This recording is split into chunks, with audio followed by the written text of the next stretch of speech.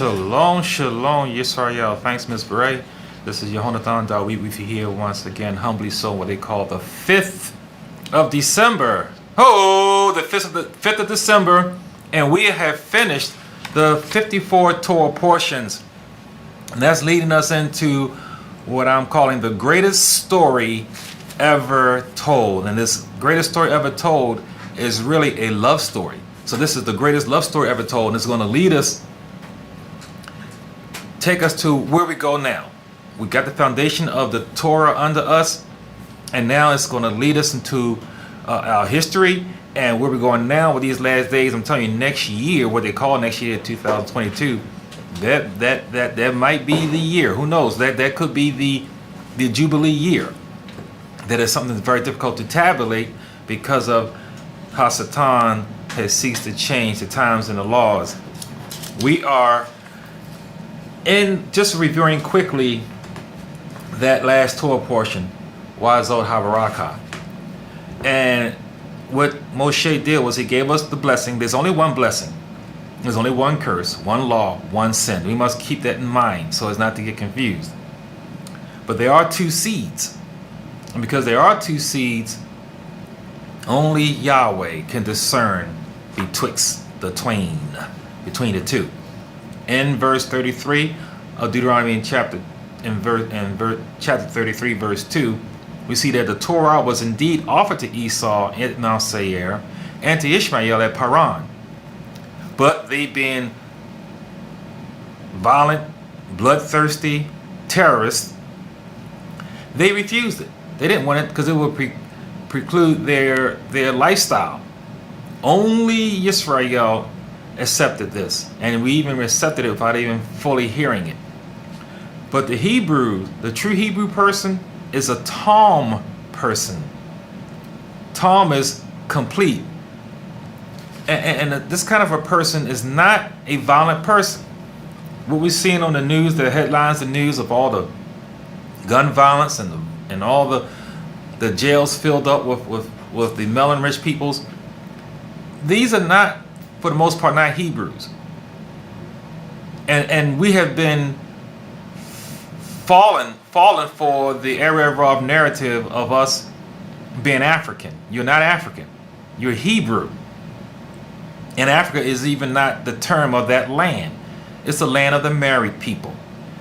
We need to realize who we are. We need to know our history, and we need to not accept narratives given to us. This is Yehonathan Dawid with you here on the famous WFBR 1590 AM with original words, giving you original truth. Once you know original words and get your original truth, know your history, you can understand what's going on. You have a clear understanding. I talked last week about how was Esau, how did he come about? Esau, he covenanted with Hasatan, the accuser, once he lost his birthright and saw that even all his crying and tears that the Bible tells us he had, Yahweh would not give it back to him. And he knew it was lost. He covenanted with Hasatan. Hasatan came to him just like that little ugly creature that, in 300. It's similar to that. He covenanted with the devil because he wanted to get in and now fight against the Greeks in the movie 300. And you say, well, how does this happen? How do you know? How can this happen, Yehonathan? We know that Satan, this is his world. We're just being miserable in it, trying to live righteously in it. He has shown the history of having the authority. Yahweh has given him the authority to show up at certain times, just like any other Malachim shows up to give reports to Yahweh. We know he did it twice at Job to accuse Job. He showed up and made his accusations against Job, and we know what happened. But there's other stories that we don't quite pay attention to. To me, more important than the one in Job is how he showed up and tempted Dawid to number Yisrael. He just showed up, and people don't realize that this indeed was the greatest sin of Dawid, because in numbering, attempting to number Yisrael, what he's saying is that he is equal to Yahweh. Because Yahweh has said that no one can number Yisrael. If you know the number Yisrael, then that means you must be Yahweh. So this was his greatest sin, not the Bathsheba incident. How about Zechariah? Read Zechariah, I read that last week, of how Hasatan showed up against Yahushua, who was in the courts with Yahushua. You had Yahushua and Yahushua, and then Hasatan shows up. Yahweh rebuked him, saying he's a firebrand plucked from the fire. We know he showed up to Yahushua himself to accuse him and to try to tempt him after he came out of his fasting. We know he showed up not long after that with Peter. Yahushua spoke through Peter, talking to Hasatan, and said, "Get thee behind me, Hasatan, for you're not mindful of the ways of Yahweh." He caused Peter to rebuke Yahushua about Yahushua's sacrifice. He said he's going to have to die. And he showed up and caused Peter to misspeak, to rebuke Yahushua, and says, "No, you're not going to do this." Yahushua, seeing what it really was, that it was Hasatan influencing him. So we see there's a history and a record of Hasatan being able to show up. See, evil does not want to be by itself anyway. Evil cannot sustain itself by itself. It has to mix itself. The tares have to go with the wheat. If you have a whole field full of tares, the farmer knows just to burn it up. The tares don't want to be burned up. They want to survive. They want to live, so they entwine themselves with the wheat.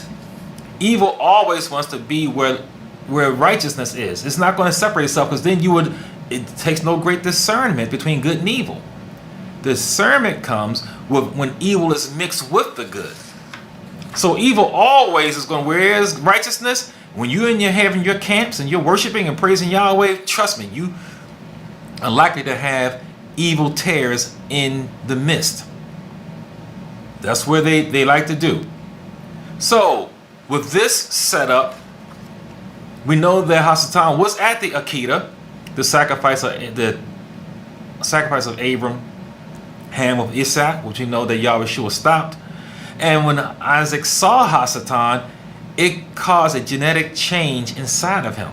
Hasatan showed up to the left shoulder of Abraham. Yahushua was at the right, and he stopped Abraham from making a sacrifice. But this frightened Isaac. We know that Isaac eventually became blind in his later. He started going blind even from that day. But as he got older, he was completely blind. We know that looking at things changes one. Not just changes, but it makes genetic changes. This again is in the scriptures. By beholding are we changed. We know this is true because Paul tells us in 1 Corinthians 15:52 and in 2 Corinthians 3:18 that we are going to be changed in a moment, in twinkling of an eye. We're going to become like Yahushua.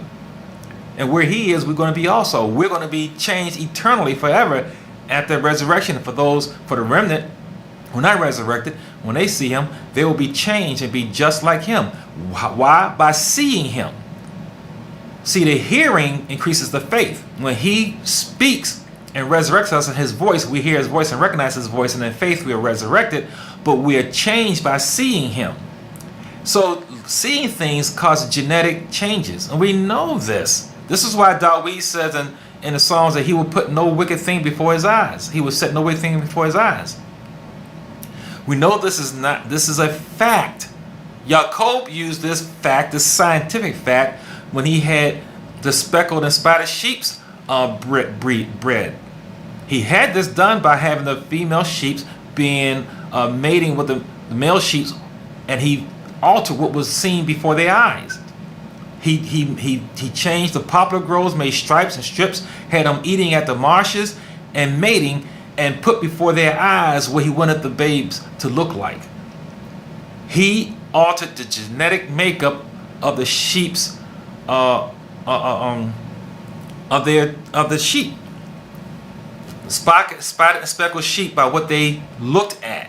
So this is a scientific fact, way back in so-called biblical times, that by beholding are you changed. You know, you can't sit down and look at hours and hours of porn and think you're not going to be changed.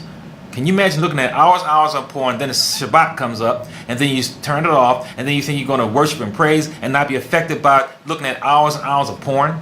Can you go it and then look at women the same? By what you look at, it does make genetic changes in a person. This is how Esau was made. This is why Yahweh says he's hated him from the beginning. In the seed of Yitzhak, he had a part of a genetic mutation. And so when he did finally have a child, Yaakov was untouched. This is why Yahweh emphasized that he was Tom. He was complete. He was unaffected. But we had a mutated gene in Esau. And this man is warped and there is no light in him. This is important because we know in these last days we are not to be distracted with hating Catholics, Jews, the white man. We need to realize that we need to learn this word of Yah by Ruach HaKodesh, and that let Yahweh discern who is the wheat and who the tares. Everything else is a distraction. And that's what the Erev Rav do. You cannot discern who is Yahweh's, who is not, by what they look like. No one has any control of the melanation of their skin, nor the wounds that they came out of. So when we put our fists up this black power, not realizing that most of these so-called black people are enemies of Yahweh. And we find ourselves aligning with people who we shouldn't align with, and causing other people to be our enemies who are not necessarily your enemy. We do this by using our own judgment, our own discernment, our own eyesight. But this cannot be done because Yahweh reads the heart. He is the seed watcher. We know that Moshe repeatedly over and over again said to be careful to obey these Torah. The Torah just means instructions. Using this word careful, he's not talking about keeping the 613. He's talking about a spiritual connection. You see, here's the thing. Every eye can read the Torah. Every eye can read the book. We got it in all the languages. So how is it that one man interprets something different than another man? Ruach HaKodesh. The Torah is written in levels of understanding. Yahweh knows that everyone's going to have access to it. So it takes wisdom, Hakmah, from Yahweh and Ruach HaKodesh to be able to filter out the garbage and receive what Yahweh has for us to receive. On this mic, there's all the ears that hear it. There's going to be various levels of understanding of what I'm saying here. Various levels of receiving. Some people are not going to receive it. Some people are. Some people are going to understand. Some people are not. It takes Ruach HaKodesh to understand this. Now, in this greatest story ever told, and this greatest story ever told is a love story. We already know how it's going to end. But just like when you look at a movie, it follows the same pattern that Yahweh has written. You know, boy meets girl. Then there's a bad guy who also wants that girl, and he intervenes and causes a problem in the burgeoning relationship. So then there's a stress and a strife between the good guy and the bad guy.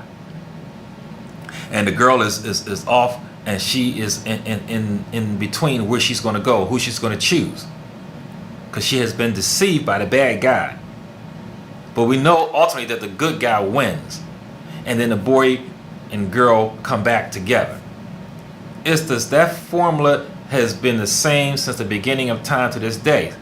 And we know eventually the boy and the girl get together, and we still watch the movie. This is how it's going. We know how it's going to end. Let's read Isaiah 49, 22 and 23. Isaiah 49, 22 and 23. Thus says the sovereign Yahweh. Look, I will lift my hand in an oath to the nations and set up my standard for the peoples. They will bring your sons in their arms, and your daughters will be carried on their shoulders. Kings will be your foster fathers, and their queens your nursing mothers. They will bow down to you with their faces to the earth and lick up the dust of your feet.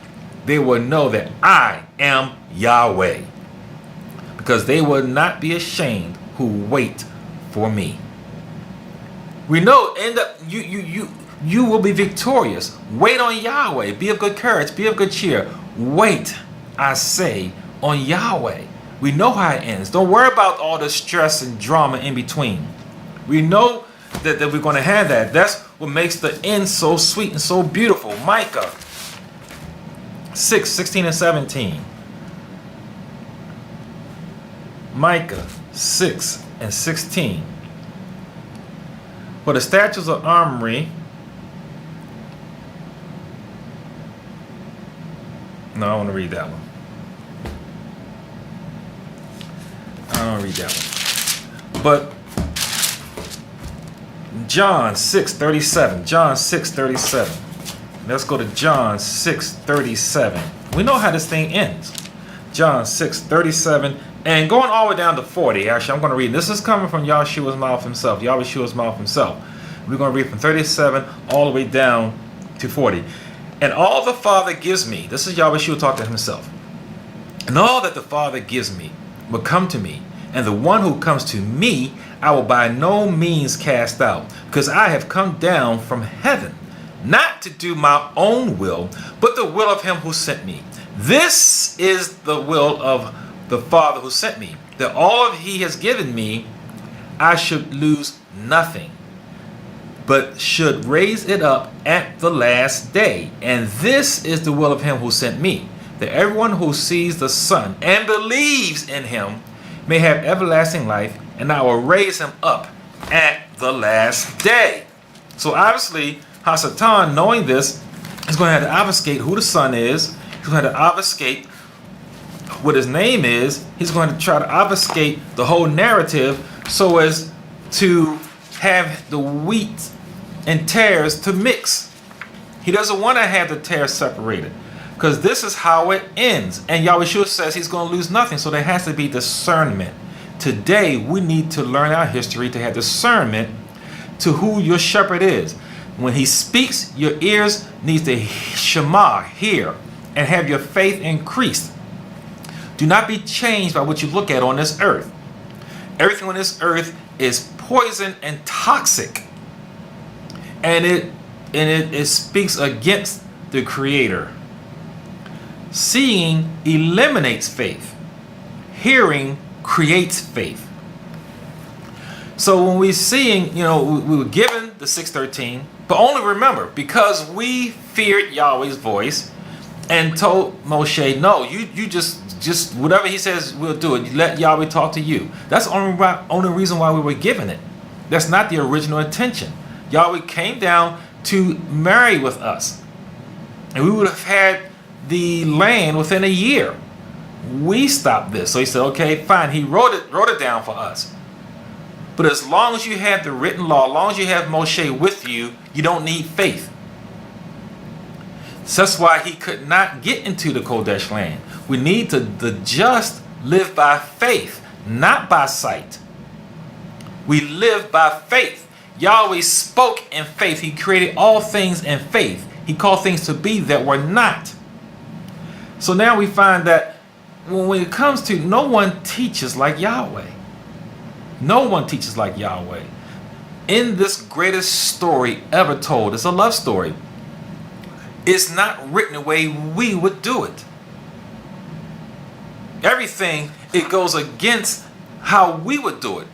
The Yahweh's mind is too broad for us to understand. It's too broad for us to understand.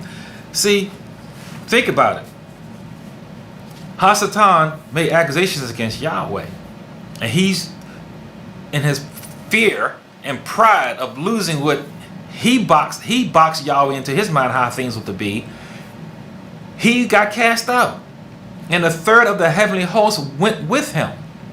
The third that went with him went because of what their eyes saw. They saw the most brilliant and beautiful of all the so-called angels fall. And so their eyes followed him, and they went with him, thinking that, hey, if he's going that way, we must go that way. This is the most beautiful thing out here. This is the most beautiful thing of all the creation. 2/3 of the Malachim, the angels as you call them, stayed still. They remained in their estate. They remained faithful to what their ears heard in the voice of Yahweh. Because the presence of Yahweh was covered by Hasatan. Hasatan was a covering cherub. So everything that the creation saw and heard, they heard the voice of Yahweh, but it came through the creation of Hasatan, whose name at that time was Heliel. Heliel is his name. He was the covering cherub. So the Malachim never saw Yahweh. He was so when Hasatan was thrown out, then there had to be a new You go to Revelations, these creatures are very, what we would think would be weird creatures. They're full of eyes, and they're just full of eyes, and they continually swirl around Yahweh, and they cover Yahweh up. So the creation has to live by faith. No eyeballs are going to directly look at Yahweh. But Hasatan, he was privileged to be able to see Yahweh as the covering cherub. And then he thought himself to be like him. So the creation, all the Malachim, what they see, they hear the voice of Yahweh and they follow his instructions and directions, but they see the face of Haliel, who is now Hasatan. When he is thrown out, he is cast out for his rebellion, a third of the heavenly host who went by their eyes. This is why to this day I'm speaking, you are not to live by your sight. You live by faith in hearing. So once again, these commandments were given as a distraction. The 613, you're going to go ahead and read the Torah and go and live by what you see, or you're going to listen to the words. You should, even to this day, when you read the word, read it. Let your ears hear it. Increase your faith. But what if Yahweh, instead of casting Hasatan out, just immediately eliminated him and killed him and destroyed him? Isn't the way you would write it? That's the way I would write it in this love story. We know that Yahweh is Sadiq, upright, and in him is no choshek, no darkness at all. So he could have every right to just go ahead and destroy Hasatan, or Heliel at the time was his name, and no Malachim would fall. All of them would still be there, and you would go on. But then what do you have? You have fear. They wouldn't understand anything. All they know is Yahweh destroyed the most beautiful of all the angels. And now he has other creatures circling around him and covering him up. So now they're still there, obeying and doing what they're supposed to do, but in fear and not love. In fear and trembling. And this is not what Yahweh wants. Yahweh is love. He doesn't want anyone following him out of fear. How long is that going to last? How long is it going to last for you to live in fear that mommy is going to beat you with the belt? Now you're grown and you don't see your mother, you're scared, think she's going to beat you with a belt. Fear is always has diminishing returns. It's limited. It's for a limited time. You cannot correct your child who acts up in school and you have to be sitting at the desk next to your child every day. And then the child's conducting himself appropriately because you're sitting right there. The child has to, in faith, follow the parent whether the parent is there or not.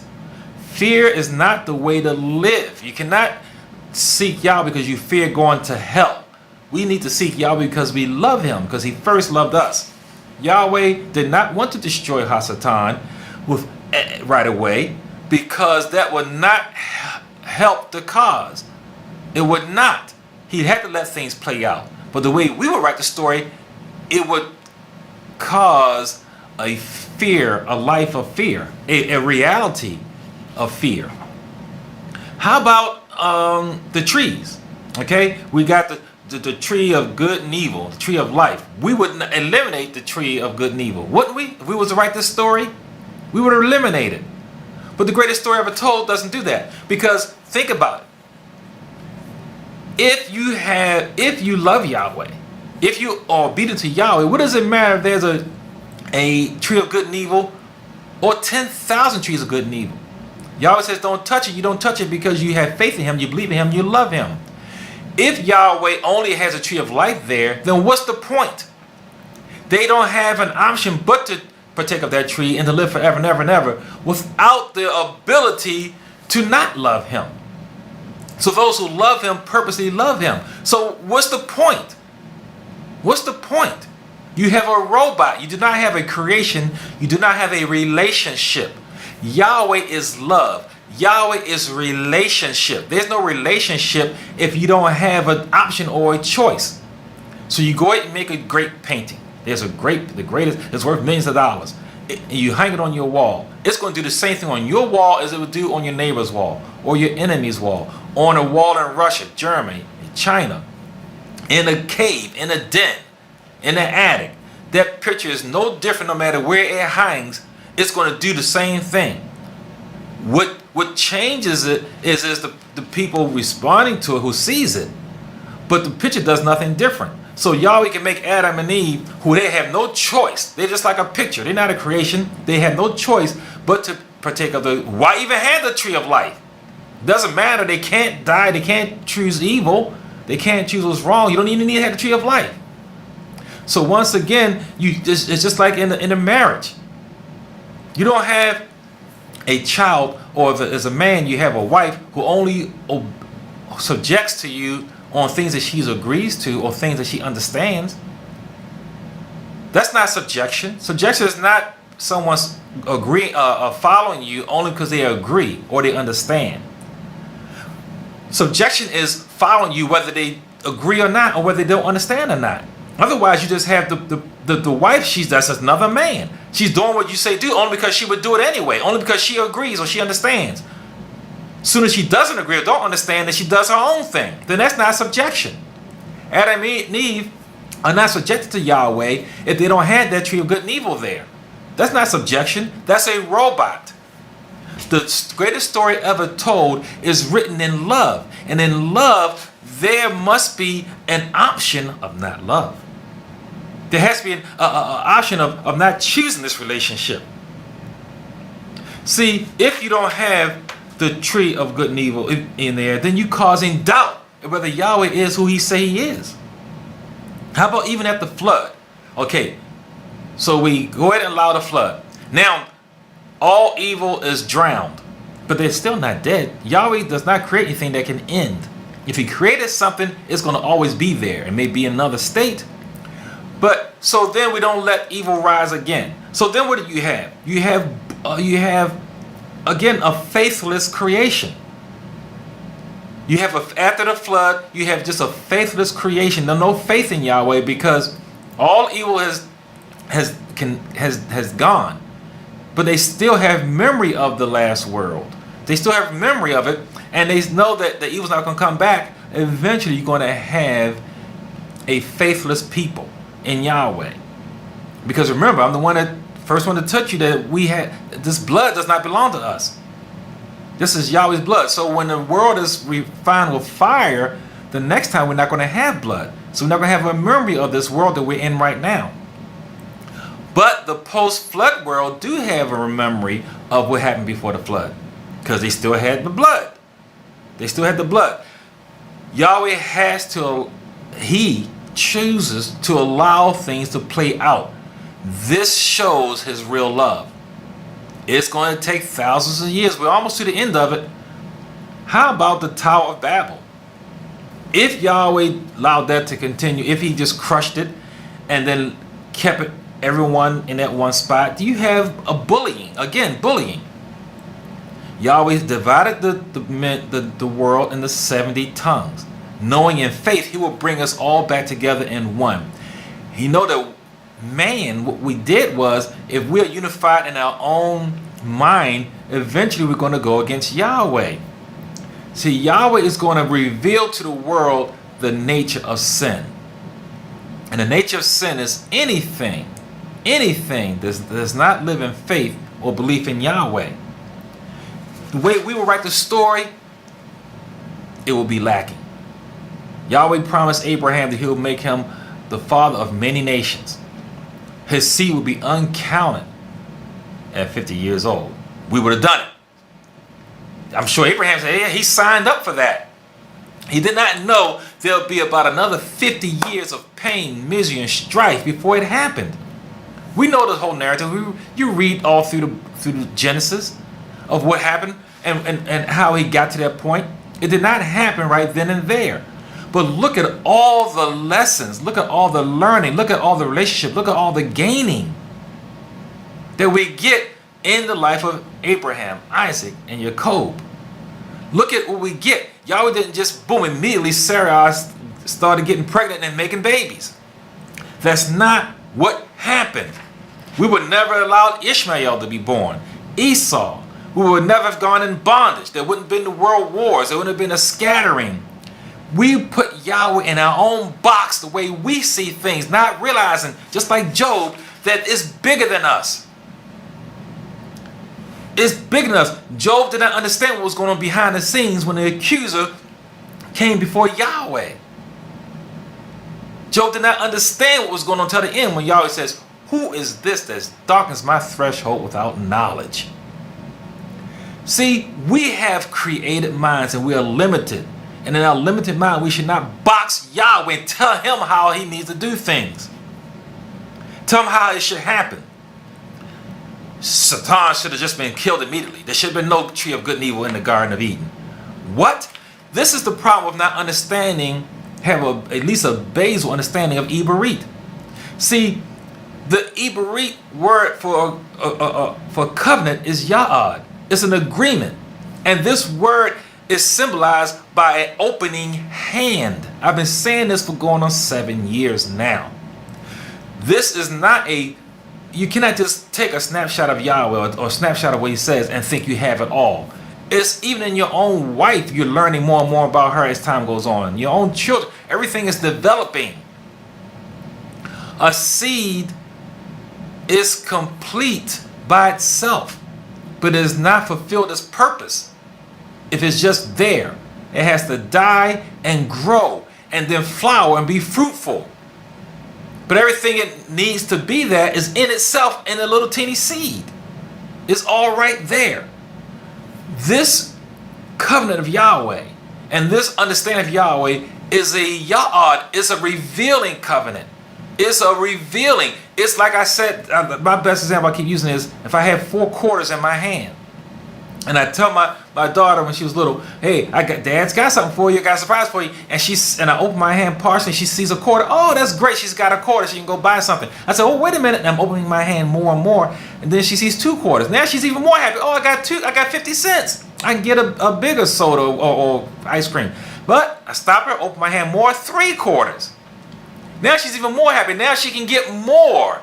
But I stop her again and let her reveal that I really had a whole $1 for her, so she can really get the biggest ice cream she really wants, and the ice cream truck is out there. And that's how we are. If we would stop things at the first quarter and not get the full revelation, not get the full understanding, not get the full benefit of our relationship with Yahweh, and we were to stop the revelation of the Ya'ad, the agreement, the covenant from the beginning, or from the middle, or as it continues, at this point we're at 3 quarters of it. We need to stay in our place and follow Yahweh as he is coming out to the full revelation of the creation. Let's go to 1 Corinthians 2, 7 and 8. Because ultimately, anything short of what Yahweh is doing eliminates Yahweh Shua. And that's what it all boils down to. Yahweh Shua is the X-Man. Any other revelation of our reality eliminates him if we alter it in any way. 1 Corinthians 2, 7 and 8. But we speak the wisdom of Yahweh in the mystery, the hidden wisdom which Yahweh ordained before the ages for our glory, which none of the rulers of this age knew, because had they known, they would not have executed the master of glory. See, Hasatan was tricked. He thinking he won by killing the object of our desire, by killing the creator, which he just laid down his life, because nothing created can end something that is eternal. Yahweh Shua laid down his life. And on the outside, anyone looking at it from the outside looks like evil has won. This is how the story goes. Looks like the bad guy wins. The good guy was maybe locked up or thrown away or lost or hurt or injured or whatever. And the bad guy's got the girl. Well, we know how the story ends. Hassan, and had he known with all his evilness and wickedness and bloodthirstiness that he was actually playing into the hand of Yahweh at the tree, at the sacrifice, he was playing to his hand, he would not have done it. And that's what the record says right here in 1 Corinthians. He would not have done it. See, but not because he would have felt that he was wrong in unrighteousness. Evil can't repent. Evil cannot do anything different. All evil would have done was it would try to do the same thing in a different way. Hasatan would have still been who he is, the evil, bloodthirsty accuser. He just would have tried to do his plan in another way. That's all. He would have changed. We know Isaiah 57:21 says there is no peace for the wicked. They're in hateful misery. They have no shalom. They had no peace. They have nothing else. The wicked, let's Isaiah 26, 9 to 10. I say they can't change. Let's back it up. Isaiah 26.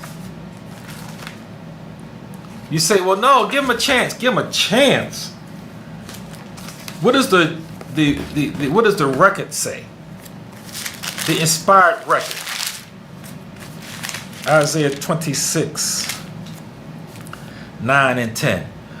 With my soul I have desired you in the night. Yes, by my spirit within me I will seek you early. Because when your judgments are in the earth, the inhabitants of the world will learn righteousness. Let grace be shown to the wicked, yet he will not learn righteousness. In the land of uprightness he will deal unjustly, and will not behold the majesty of Yahweh. Right there in the book. If Yahweh was to allow a second chance, another chance for Hasatan and his minions, and all the dirt dog bald people down here right now who don't love Yahweh, in heaven you will foul it. You will foul it up. He will foul it up. This is in the book. They can't change. There's no peace in them. There's no love in them. They will not honor Yahweh, no, even to this day. They won't do it. They can't do it. A snake is a snake, and it moves in a way that nothing else moves. No other creature moves like a snake, and no other creature moves the same way on land and water. Snakes move the same way whether in land or water. No other creature can do that. No other creature. And a snake cannot be straight. A straight snake is a dead snake. It must be serpentine. It must slither and wither, and it can't be upright. There's no such thing as an upright snake unless it's dead. And that's the only. That is the lot of the snake. And his brood is death, eternal death. Those who hate Yahweh love death. So we see what's really going on is that Heliel, and we're going to talk about this. This next series. You're going to love this. This is the greatest story ever told, and the greatest story ever told is a love story. And Hasatan, talking about this world, this is not the first world. Heliel did not agree with this world, the creation of this world. This is the first world and the only world Yahweh created with Techanol. Techanol is grace, but it's not just regular grace. It's not just regular grace like you playing your son in basketball and you let him win. Or the boss, you should have gotten fired, but he just wrote you up. Techanol is miracle grace. Techanol is grace that goes beyond understanding of the one receiving the grace. What Techanol does is Techanol changes the giver and the receiver. When Techanol is used, the giver can never be the same. Will never be the same. When Techanol is imposed, the receiver will never be the same. This is what we have today. Yahweh Shua laid down his life. He gave up his life on his own in obedience to Yahweh. And Yahweh Shua will never be this. He rose after that third day, unlike what he was even before. This eternal man is eternally changed. The only thing that's going to be left in the new eternal world is those mark prints in his hands and his feet and his side. He is going to be a unique creature, and Yahweh's going to give him a new name that no one can pronounce but him and Yahweh Shua. He's not going to have the name Yahweh Shua anymore because He is I am salvation. It will be inappropriate. Saving us from what? Sin will never rise its head again. Yahweh Shua, when he resurrected after that third day, is eternally changed than what he was before. And the same thing with us. When we see him, when we behold him, we will be like him as he is. We will eternally be changed. We are changed because we are saved by Techanol, miracle grace. The giver and the receiver are eternally different. Hasatan didn't want this. He liked the first 6 worlds we're going to talk about starting next week, where there was no grace. If anything didn't do what was perfect, it was destroyed immediately. And this what went on for 6 worlds. And we can get this right out of the Bible and other books. But we see here that Yahweh, you want to question, we can't question Yahweh. Well, if we do so, it's us in our own sinful boxing of him. Isaiah 45 and 7. Isaiah, I'm doing a lot of reading from Isaiah. Isaiah 45 and 7. And then I'll go to verse 18. And it reads, I form the light and create darkness. I make peace and create calamity. I, Yahweh, do all these things. So we're talking about women. There were 6 other worlds, and we're going to show scripture on this. There were other worlds. Yahweh destroys and creates. He does this. He does this. Go to verse 8. For thus says Yahweh, this is verse 18. For thus says Yahweh, who created the heavens, who is the mighty one, who formed the earth and made it, who established it, who did not create it in vain, who formed it to be inhabited. I am Yahweh, and there is no other. This word, we're going to talk about it next week. When he says he did not create it in vain, you miss out on a whole lot of understanding reading English. English is the language of slavery. So if you're understanding, and if your mind is understanding knowledge from Hashmaim in English, is a enslaved mind. You're going to have to learn the Hebrew to understand the real meaning of this. And then let's go to 65 and 17. 65 and 17 of the greatest story ever told. For behold, I create new heavens and a new earth, and the former will not be remembered or come to mind. See, when the earth was destroyed by water, they still have everyone, the 8 souls, have full recollection of the previous world. When this world is destroyed, there will be no recollection of the previous world. Everything, Yahweh says, is going to be new. Yahweh does this. So let's go to Isaiah 29 and 16. 29 and 16. 29 and 16. And it reads, surely you have things turned around. This is when someone questions Yahweh. Surely you have things turned around. Will the potter be esteemed as the clay? For will the things made say of him who made it, how did you make me? Or will the thing formed say to him who formed it, he has no understanding? What? This is for those who want to question Yahweh. This is for those who want to say, wait a minute, that's not the way things would be. You create a world, destroy a world, you do. This is for those who want to create. Remember what he said to Job. Who is this who darkens this my threshold without knowledge? 64 and 8.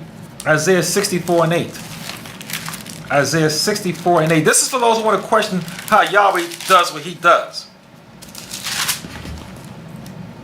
But now, O Yahweh, you are our Father. We are the clay, and you are our potter. And all we are the work of your hand. We're his work. We don't have authority to tell him what to do. Jeremiah 18 and 4. Jeremiah 18 and 4.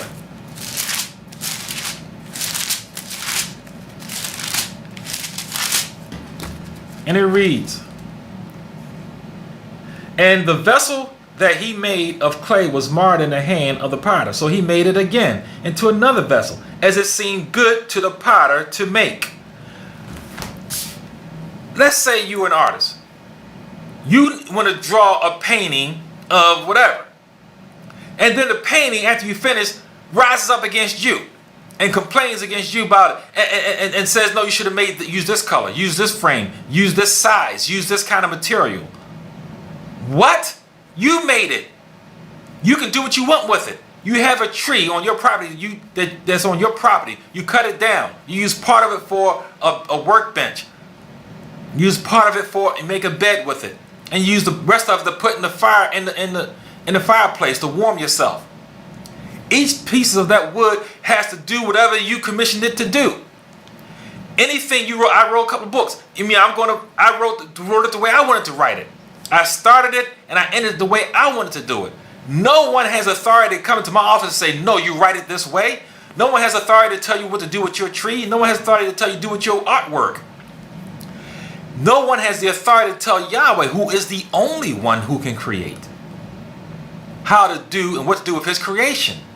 The creator does not understand everything. It can't. It's created. It can't understand the deeper things. You can't understand possibly the full mind of Yahweh. It's exceedingly broad, Dawid said. It's exceedingly broad. So what we need to do is realize our part and get in where we fit in. He is the potter. We are the clay.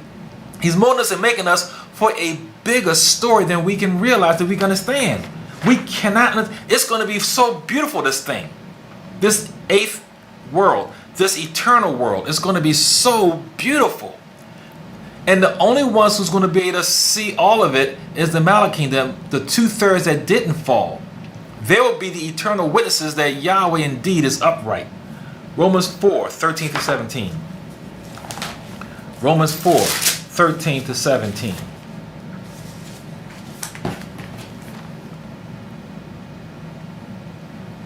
For the promise that he would be the heir of the world was not to Abraham or to his seed through the law, but through the righteousness of faith.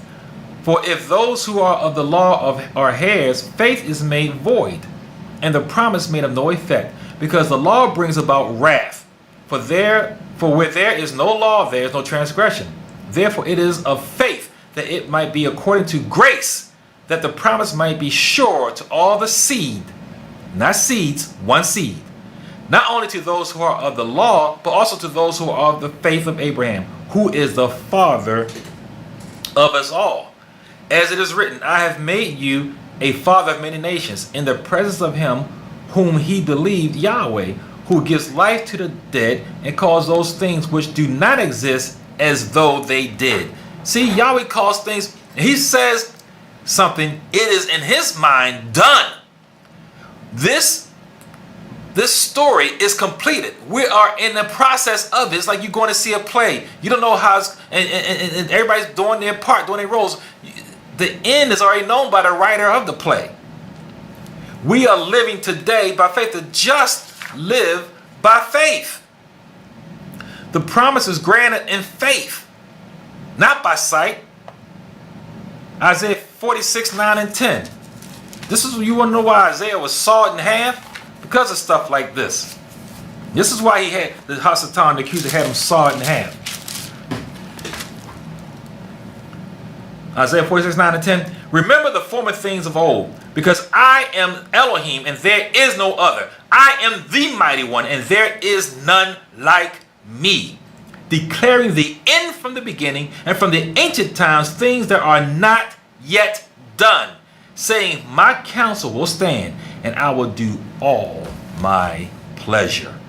Yahweh speaking out of the heart of his mind and his mouth, that I cause things to be that are not. And I know the end from the very beginning. We need to be thankful. Wake up every day saying, oh Yahweh, I bless your name for me knowing you and being part of this whole process that is unfolding. The revelation, the Ya'ad, is an opening hand, unfolding more and more revelation. That's what it's doing. Stay in Isaiah. This is why Hasatan had him cut in half. 7:14. The greatest love story, the greatest story ever told, is a love story. Therefore, the sovereign himself will give you a sign. Behold, a virgin will conceive and bear a son, and will call his name Emmanuel. Way back then, this is talking to Hezekiah. This is going to be a virgin is going to birth this seed, something that's never happened before, never unheard of, unthought of by a created mind. Who would think of something like this? Who would think of something like this to redeem the unredeemable, to reconcile the evil, to reconcile the fallen with the righteous? Who would think about this? Let's keep on. 9, 6, and 7. Stay right here in Isaiah. Over a few chapters, 9, 6 and 7. This is so beautiful. For unto us a child is born, unto us a son is given, and the government will be on his shoulders, and his name will be called Wonderful Counselor, Mighty, Mighty One, Everlasting Father, Prince of Peace. And the increase of his government and the peace there will be no end, unto the throne of David and over his kingdom, to order it and to establish it with judgment and justice from that time forward, even forever. The zeal of Yahweh Sabaoth will perform this. Wow! Yahweh speaking loud and strong about what he is going to do, which is done. And the way he said it's going to happen, who would think like this? Who could write a story like this? Who would know this? Who could do this but this man? Stay right here in Isaiah 50, 6 through 11. 50, 6 through 11. I gave my back to those who struck me, and my cheeks to those who plucked out the beard. I did not hide my face from shame and spitting, for the sovereign Yahweh will help me. Therefore I will not be disgraced. Therefore I have set my face like a flint, and I know that I will not be ashamed. He is near who justifies me, who will contend with me. Let us stand together. Who is my adversary? Let him come near to me. Surely the sovereign Yahweh will help me. Who is he who will condemn me? Indeed, they will all grow old like a garment. The moth will eat them up. Who among you fears Yahweh? Who obeys the voice of his servant? Who walks in darkness? Who has no light? Let him trust in the name of Yahweh. Let you all kindle a fire who circle. So, I can read this on and on. But the point is, it looks like this man, this promised seed who's supposed to come and rescue us and reconcile us to Yahweh, loses. He's beaten. His beard's poured out. His back is whipped. It doesn't look like the way we would write the story.